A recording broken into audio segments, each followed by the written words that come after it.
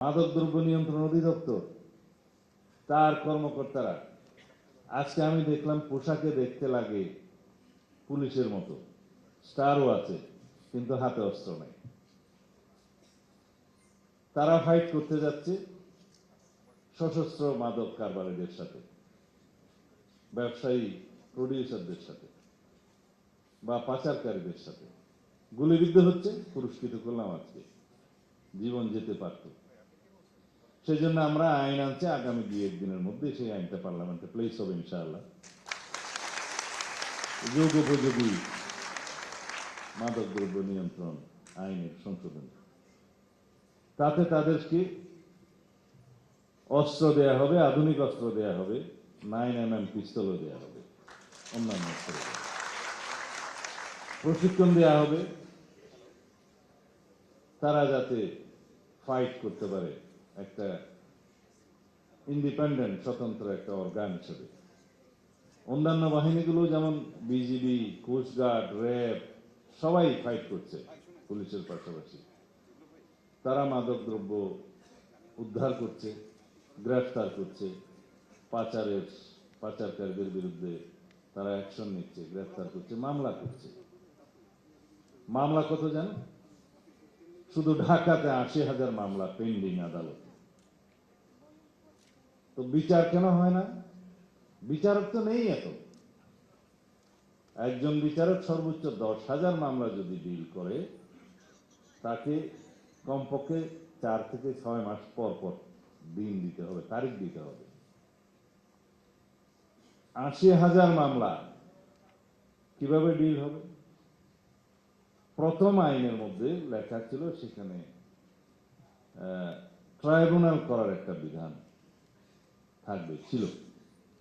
পরে সেটা অ্যামেন্ডেড হয়েছে, বলছি ইখতিয়ার সম্পন্ন আদালতে মামলা দায়ের হবে। ইখতিয়ার সম্পন্ন আদালত পরিমাণের উপরে, ক্রাইমের সাজার উপর ভিত্তি করে যার যে পেনাল্টি আছে সেই হিসাবে আদালত নির্ধারিত হয়ে সেই আদালতে মামলা দায়ের হয়।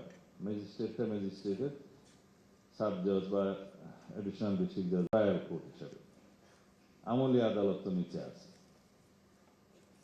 এখন আমি যে সংশোধনী প্রস্তাব করছি তাতে এখতিয়ার সম্পন্ন আদালত থাকবে, পাশাপাশি মামলার সংখ্যা বিবেচনায় আমরা যেখানে প্রয়োজন মনে করব, সরকার মনে করবে, সেখানে ট্রাইব্যুনাল স্থাপন করা হবে,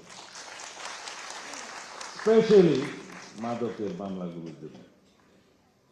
এটা হলো দুইটা বিষয়। মাদক শনাক্তকরণের জন্য আমাদের কোনো হাতিয়ার যন্ত্রপাতি নাই। পুলিশের একটা ডগ স্কোয়াড আছে, সেটা বিভিন্ন কাজে ব্যবহৃত হয়, এক্সপ্লোসিভ সহ অন্যান্য ডিটেকশনের জন্য। র্যাবেরও আছে নাকি নাই? আছে তো, সেটা খুব সীমিত। কিন্তু মাদক শনাক্তকরণের একটা বিশ্বস্ত উপায় হচ্ছে এই কুকুর, ডগ স্কোয়াড। ডগ স্কোয়াড আমরা সংযোজন করেছি মাদক দ্রব্য নিয়ন্ত্রণ অধিদপ্তরে।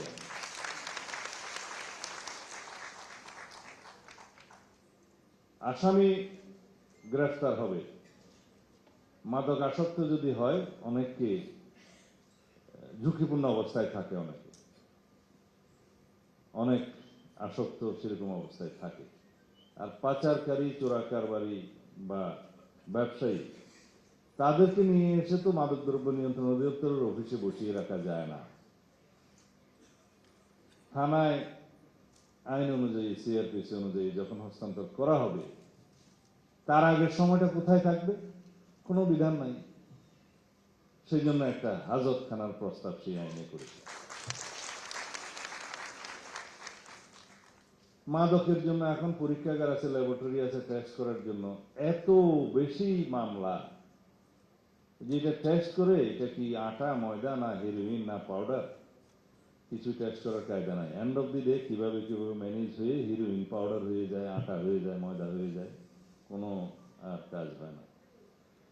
সেই জন্য প্রত্যেকটা ডিস্ট্রিক্টে একটা উন্নত ল্যাবরেটরি স্থাপনের প্রস্তাব আমরা করেছি। ইতিমধ্যে করা হয়েছে কয়েকটা জায়গায়, কেমিক্যাল ল্যাবরেটরি। পাশাপাশি এখানে বলি, সিআইডির জন্য আমরা কেমিক্যাল অ্যান্ড ফরেন্সিক ল্যাবরেটরির সমস্ত ডিভিশন পর্যায়ে আধুনিক করার জন্য অলরেডি আমরা প্রকল্প গ্রহণ করেছি, সেটা অন্যান্য অপরাধের ক্ষেত্রে। যদি প্রয়োজন হয় আমরা ইন্টার ডিপার্টমেন্টাল বিভিন্ন ল্যাবরেটরির সহায়তা নিতে পারবো। ওখানে এমন কোনো রেস্ট্রিকশন নাই যে শুধু মাদকদ্রব্য নিয়ন্ত্রণ অধিদপ্তরের অধীনে স্থাপিত ল্যাবরেটরিতে টেস্ট হতে হবে, এমন কোনো রেস্ট্রিকশন রাখা হয় না। রাষ্ট্র চলে আইন কানুন দিয়ে, আইনের ভিত্তি দিয়ে। আইন নাই, আমরা অপরাধীকে কিভাবে সাজা দেব? আদালত কিভাবে বিচার করবে?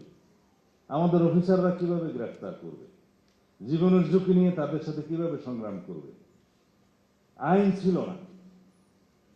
রাষ্ট্র কিভাবে চলেছে মালুম নাই। জুয়া, অনলাইন জুয়া, ওয়েটিং সহ ডিজিটাল প্ল্যাটফর্মে যে সমস্ত অপরাধ হচ্ছে, মানি ট্রান্সফার হচ্ছে, সেজন্য আইন কে আছে জানেন? 1867 সনের জুয়া প্রতিরোধ আইন। কয়শো বছর আগে সেই আইন নিয়ে এখন জুয়ার বিরুদ্ধে আমরা ফাইট করছি। এখন জুয়া হচ্ছে সাইবার কি প্ল্যাটফর্মে, কি বলে এটা, সাইবার স্পেসে। আমি নন ডিজিটাল মানুষ, আমি তো এই ভাষাগুলো জানি। সাইবার স্পেস, ডিজিটাল স্পেসে, অনলাইনে বিভিন্নভাবে এই জুয়া খেলা হচ্ছে, মানি ট্রান্সফার হচ্ছে। সেই মোবাইল কি যে এমএফএস, ফিনান্সিয়াল সিস্টেমের মধ্যেও কিছু পরিবর্তন আনতে হবে। আমাদের এখানে এনটিএমসির মহাপরিচালক আছে, উনি আমাকে সাজেস্ট করছিলেন যে একটা সিম ব্যবহার করে সে হোয়াটসঅ্যাপ না কি করে, পরে সেই সিমটা ফেলে দেয়, ওই ওটিপিটা ব্যবহার করে আরো কি কি যেন করে। তাকে আর ডিটেক্ট করা যায় না মানি ট্রান্সফারের ক্ষেত্রে, কোনো বিধি নিয়ম নেই।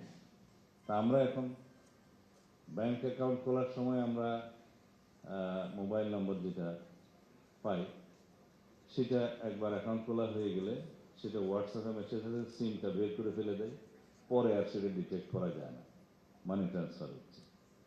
মাদকের পাচারের ব্যবসার টাকা দিয়ে যেটা মানি লন্ডারিংটা হয়, এখানে বিভিন্ন সম্পদ সৃষ্টি করা হয়, সেটা প্রফিট করার, বাজেয়াপ্ত করার কোনো শক্ত আইন নেই, সেটা আমরা করছি।